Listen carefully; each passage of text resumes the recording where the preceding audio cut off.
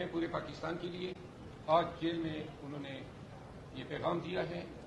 یہ مینڈیٹ کی چوری کے خلاف ہفتے کے روز 11-12 کے بیچ احتجاج کا آغاز ہوگا. 11 بجے اور 12 بجے کے بیچ اسلام آباد میں احتجاج کی ذمہ داری مجھے سونپی ہے.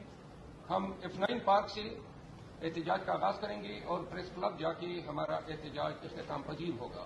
ہم مکمل طور پر پرامن رہیں گے.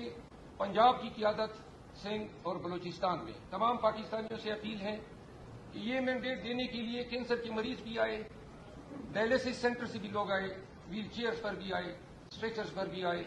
اپنی ویڈیوز بھی انہوں نے بنائی اور اپلوڈ کی. بڑی مشکل سے لوگوں نے ہمارے نشانات خود ڈھونڈ کے, جبکہ نہ پنجاب میں کمپین تھی نہ امیدوار تھا, خود ہی نشانات ڈھونڈ کے انہوں نے خان کی پارٹی کو مینڈیٹ دیا.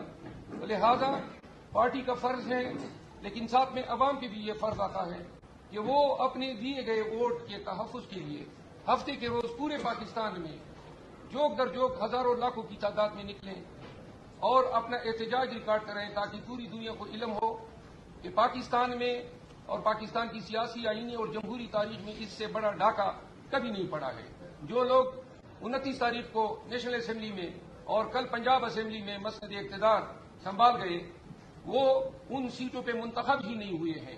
کتنے شرم کی بات ہے کہ یہ لوگ پاکستان کے آئین کے تحت حلف اٹھا رہے ہیں.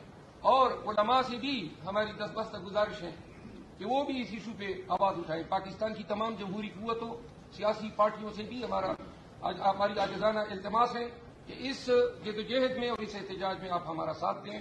آپ سب کی آمد کا بہت شکریہ. جو سوالات آپ کرنا چاہیں. یہ بتا دیں کہ